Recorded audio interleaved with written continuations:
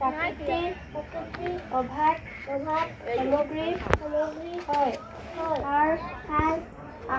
আহাৰকে loyal আৰু পৰিত্যক্ত হৈছে।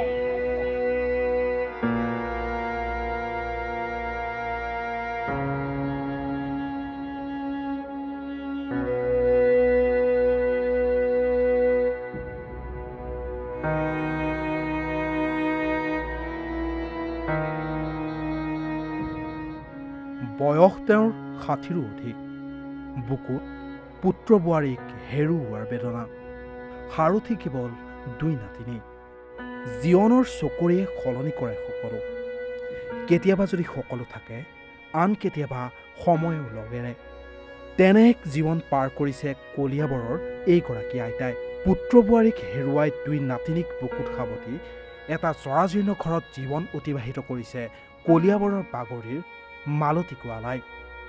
দুৰাৰোগ্য ৰোগত মৃত্যু পুত্ৰ বোৱাৰীৰ। দাৰিদ্ৰতাৰ মাজতে ডাঙৰ হৈছে মনীষা আৰু সুনীতা। পু বোৱাৰীৰ মৃত্যুৰ পাছত মালতী গোৱালাই জৰাজীৰ্ণ ঘৰটোতে কোনোমতে দিন হাজিৰা কৰি খুব কষ্টৰ মাজেৰে ডাঙৰ কৰিছে ২ নাতিনী মনীষা আৰু সুনীতাক। পঠিয়াইছে পঢ়াশালীলৈও। ইফালে ঘৰটোত শুবলৈ নাই এখন বিচনা। বৰষুণ আহিলেই টিঙৰ ফুটাৰে পানী পৰে মজিয়াত। এসাঁজ খাই আন সাজলৈ চিন্তা কৰা পৰিয়ালটোক ঢুকি পোৱা নাই কোনো চৰকাৰী আঁচনিয়ে। মালতী গোৱালা, মই এতিয়া ৬০ বছৰ পাৰ হ'ল আৰু বহুত কষ্টৰ মাজেৰে মই নাতিনীকেইটাক পুহি পালি ডাঙৰ দীঘল কৰিয়ে আছোঁ সৰুৰ পৰা। কিন্তু তাৰ মা বাপেকে মৰিলে ফাৰ্ষ্টত। ল'ৰাটো মৰা 1 মাহ হৈছে আৰু বোৱাৰীজনী ঢুকাইছে। তাৰ পিছতহে আৰু তাৰ ল'ৰাটো আছিলে, ল'ৰাটোও ঢুকাল। এতিয়া কি কৰিম মই, উপায় নাপায়। এতিয়া মই এইটো গাঁও চাওঁ ঘূৰো, হাজিৰা কাম মই বেছিভাগ কৰিব নোৱাৰো, কেতিয়াবা কৰোঁ আৰু। ঘৰত বৰষুণ পৰে, এতিয়া মই মানে কি কৰিম, বিচনাও নাই আৰু যেনে তেনে কৰি মাটিয়ে বালিয়ে সেয়া কাপোৰ চাপোৰ পাৰি পেলাই শুই থাকো আৰু। বৰষুণ আহিলে গোটেইখন তিতি থাকো। ছোৱালী কেইজনী এতিয়া ল'ৰা ছোৱালী ছোৱালী 2জনীক মই যেনে তেনে পঢ়াই আছো আৰু। মই চৰকাৰী অন্য একো পোৱা নাই, খালি মানে এই অৰুণোদয়টোৱে পাইছো। ঘাট মাউৰা 2 কণমানিয়ে কটাইছে এক দুৰ্বিষহ জীৱন। উপযুক্ত সা সুবিধা বিচাৰি মুখ্যমন্ত্ৰী হিমন্ত বিশ্ব শৰ্মালৈ জনালে কাতৰ আহ্বান। মোৰ নাম শ্ৰীমতী মনীষা গোৱালা। আইতাহঁতৰ লগত। তোমাৰ এজনী ভণ্টিও আছে? হয়। তাই কি শ্ৰেণী পঢ়ি আছে?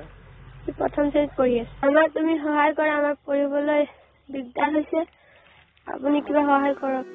পিছে মানৱতা এতিয়াও জীয়াই আছে। মনীষা আৰু সুনীতাক সহায় কৰিবলৈ আহিল সুহৃদবান। যোগান ধৰিলে প্ৰয়োজনীয় সামগ্ৰী। কেইবাটাও সংবাদ মাধ্যমত মনীষা সুনীতাৰ বাতৰি প্ৰচাৰ হোৱাৰ পাছতে তেওঁলোকক সহায় কৰিবলৈ আগবাঢ়ি আহিল কেইবাজনো সুহৃদবান।